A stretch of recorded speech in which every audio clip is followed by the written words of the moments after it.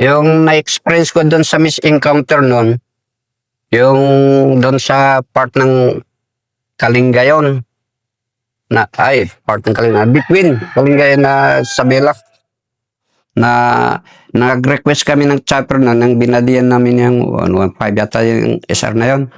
Tapos nang naenkwentro kami doon, kasi yung kalaban talagang marinig mo na nandun sila sa kabilang bundok. Marami sila. Kaso lang, hindi kami makalusop talaga kasi talagang matalik at saka pakyat. Oo, at saka paganyan ba? Na alam mo naman sa bundok sa Kalinga talagang malalim. Kung punta ka sa baba, kaya ang ginawa namin, at tagal kaming nakapunta doon kasi yun na nga, ang talagang makuan yung bundok doon. Hanggang nakaabot kami doon sa tuktok. Yung kalaban nandun sa kabila. Hayahay sila doon ang marinig pang boses eh. Kaya nang nag-request kami ng chopper para sigurado. Kasi alam mo na, kalaban niya, wala na nang ibang trupa na punta doon eh. At saka yung klaseng lugar na yun, imposible na, punta yung IB doon. Palibang pang ranger ang nandun. Kaya ang trupa lang nag-ooperate eh, kami lang, yung mga ranger eh. Wala namang friendly forces na iba doon. Kundi kami lang. Talagang marinig mo yung kalaban doon. Team leader ako noon eh. Nung hawak ko yan na nga, sabi ko si Sergeant Pitare. Na yung dati sa atin kasi sa regiment, yung per team may baby 60. Lahat. Talagang may baby 60. Isang team lang kayo, Master? Hindi isang kumpanya. Pero bawat team may isang 60, yung baby 60. Kasi terrain doon, talagang mahirap. Talagang mahirap. Hindi, sasabi ko nga, mas maganda pa yung bundok dito sa Ibugao kaysa doon eh. Hindi ko i-compare yung pero talagang doon talaga pupunta yung kalabang kasi sa kadaming lanas. Yung kasagsagan yung talagang dito yung na-infiltrate lahat yung mga kalaban, MPA. Lalo na dito sa Kalinga, Sabela at saka Meron din dito sa Pugao. Yun na nga yung sinasabi ko kasi dumami na yung kalaban nun. Hindi ka nga kapag nakapases ka pa dito dami silang nag-checkpoint yan sa karsada nun eh. Oo. Kaya si Sergeant Andrade, na classmate ko sa advance, na-assign sila dito sa Banawi. Tagal silang mag-passes kasi mabuti kung clearing dahil bago sila doon. Oo. Umayo na tayo. Nag-request kayo? Nag-request kami ng chopper doon. Siyempre itong chopper, pagkita niya siguro na kasi nandun kami sa bundok eh. Dumating na. Alam na, siyempre ini-orient na yung eh. Pagbuga niya, kami ang nabugahan po sa kalaw. Siyempre, yung trupa kaya sinasabi ko na putangin na. Tayo namang binabanatan. Siyempre, nagpanik na yung trupa. Isang company, tapos isang company din sa kabila. Nabanatan din sa company. Ayan na nga. May patay kaagad na na talagang nakita ko na tumawag siya. Kasi kalapit. Ganun na natapos sa inyo? Oo. Tapos yung bundok, di ba, ganyan? Tumakos. Yung trupa doon sa kabila. Nakita ko talagang ginanya niya, patay na. Yung trupa, siyempre, tapos yung bumalik ulit kasi dalawa sila eh. Oo, binanatan yung trupa. Putang na. Tama na. Abort na? Oo, abort na. Narinig yung putang na, iba yung binabanatan. Siyempre, yung trupa nga, binabanatan yung chopper. Maririnig mo sa radio ba? Daming kalaban, sabi yung piloto. Siyempre, siyempre, babalik na naman. Mabutit na monitor ng abort, yung chopper. Trupa ang siyempre, butang na. Yun ang hindi ko makalimutan na After that, pabuti sa amin, ang pinakuan namin, yung trupa, pag pupunta yung chopper dito, buwang kami sa kabila. Sa kabilang bundok. Tapos, paikot na naman. Kabuhan kami. Kaya yung mga ibang yung baril ba, at saka mga bandero ba, siyempre hindi mo makuha kasi kuhan yung matalik ba. Parang kang tanga doon eh. 1-2, 1-2 ka na doon. Tapos, nandiyan na naman, paikot na naman. Ilang beses ang ganyan. Pag, yan na, no, kita ko, wala na. Wala na, talagang magdasal ka na doon kasi nandiyan na naman. Sabi yung trupa, nandiyan na naman. Salita sila ba? Umayin, umayin. Sabi ba? Ano ba eh? Umayin. Kaming na yung, makita mo yung hindi yung bala ba? Buwan yan eh. Buwan ka lang sa ang galit yung trupa. Anong ginawa yun? Hindi niya binaril. Binaril nga. Kaya mabuti yung iba, napigilan ko sa yung gunner ko noon eh. Kasi mabalik na naman yan. Nagre-return pa yun. Oo, nagre-return sila eh. Iwan ko yung ibang team kasi diyan nga nakapokus na yung trupa doon sa chopper. Pero, mabuti TV na tamaan. Pero nakita ko malapit naman. Malapit yung chopper pero bakit hindi natamaan kaya? Mabilis. Well, siguro. Kasi yung na-observe ako pagka nag-ooperate kami kapag encounter kami, nakita ko yung putang natamaan na yata dyan sa kalinga ba? Pag ganyan si Korski, parang nag-dive na, mag-stuck na yata ako. Akyat na naman ko, puta kabilis. Tapos yung kalaban namin, narinig kayo siguro. Oo, tumatawa pa nga sila eh. Tapos, yan na. Siguro nag-akuan na yung mga officer na kuan. Nag-withdraw kami doon. Pero Nid-withdraw. na sa inyo. Oo, sa ibang tropa. Second. Oo, isa lang. At ewan ko yung wounded note. Hindi ko maalala no. So, fearless. Oo, yun. Oo, iba talagang pamo sa trupa. Mabuti sa MPA kasi alam mo naman yung gilas ng MPA, maneuver lang at saka wala na. Takot na sila. Tutukan. Walang encounter din. Sabi. Oo. Sa ground. At iba din sa sa ambos, talagang matulala ka doon eh. Yung schooling natin na talagang ina-apply mo doon. So, after ng master, at least na paano na yung malis. Umalis na kasi na-advise na nag-abort. Meron talagang pangyayari gano'n. Dami nga eh. Yung hindi man kami lang ang ganyan. Talagang meron ng miscommunication. Yung isa nga eh, yung class na 115 na badiyan namin dito sa Ilagan, part ng Ilagan yun eh.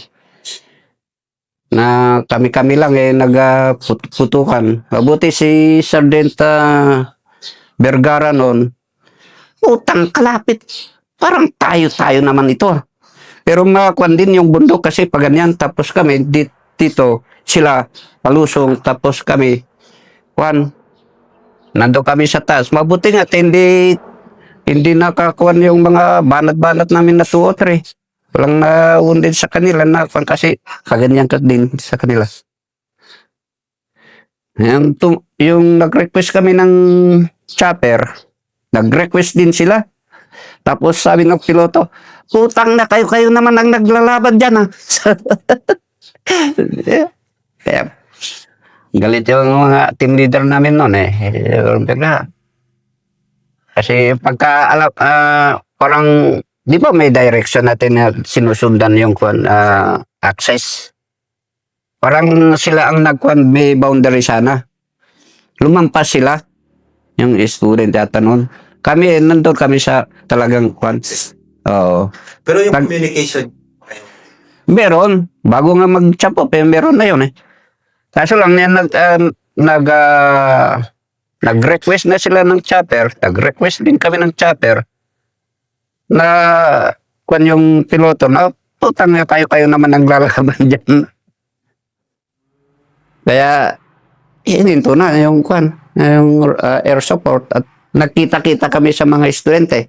Utang kayo pala ng mga estudyante na bukong na itong karabin. Tapos nagkuhan sila ng mga team, mga official ba. Siyempre, wala nang sisiyan to kasi nandyan na eh. Pero wala namang Wala. Kasi, kwan, yung nag-request sila ng kwan, nag-request din kami ng chopper, na-monitor yung piloto na kami-kami. Yun. buwan. Mm. Daming na-experience kasi nung min, pumasok na ako sa sundalo, hindi naman ako nakapunta sa sa admin o sa kwan, sa hanggang nag-retire ako sa combat operation ako. Ganun ba? Mm.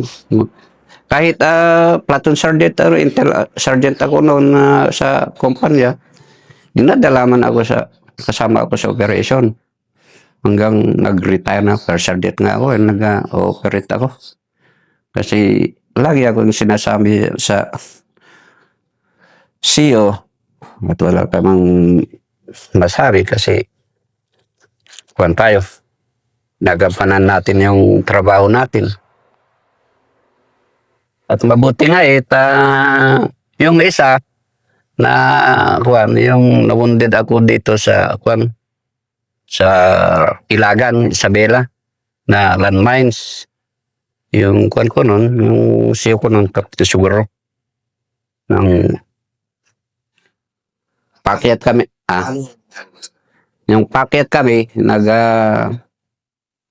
may info. Ayan, lumakad kami, pakyat kami sa bundok. Tapos, di ba yung dinadaanan yung mga kwan loggers, na ganyan naman yung mga talahag ng mga kwan, dahon. Dinagyan nila ng landmines kasi uso nga yung landmines noon doon sa part yun. Ako ang platoon sergeant noon ng yung isang team lumakad, nakalampas, hindi na sagi ba yung linagay nila yung landmines doon sa gilid. Tapos yung isa doon sa taas, dalawa yun, ng series. Tapos na sagi yung isang scout yata yung first team. Sergeant Paski yung team leader nun eh. Nasagi niya, siyempre, sabi niya na, bomba. Landmines daw. Pinuntahan ko. Dinahandahan ko. Ito naman na kwan, hindi na nakita yung, kasi tinitignan namin yung kung saan nakakonect para itanggalin. Nasagi niya. Pumutok. Hindi ko alam, nandun na ako sa gilid. Putang, naganyan ko ba? Tama yata ako. Kasi parang kung yung impact yung kwan, yung landmines. Tapos may nagsasabi na, anay. Putang, may wounded na. Sabi ko, sir, kailan na pumutok. Stay put. Pero marinig mo yung kalaban, nandun sa taas na. Pero nandun pa kami sa kwan, hindi kami pa nakagitna.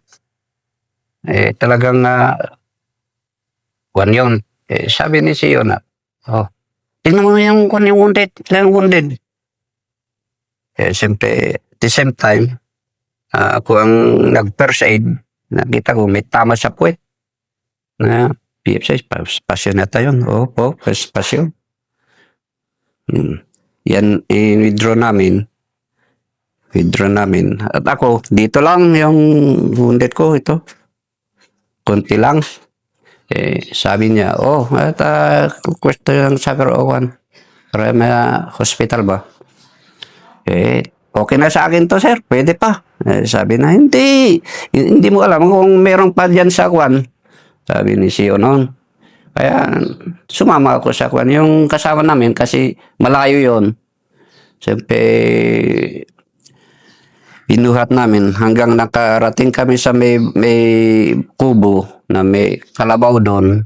At saka, alam mo doon, yung mga tao doon, yung kalabaw at saka yung yung paglagyan ng mga hinarvest nila na kwan, yung sinasabi namin na patoke. Nilagay namin doon na pababa kasi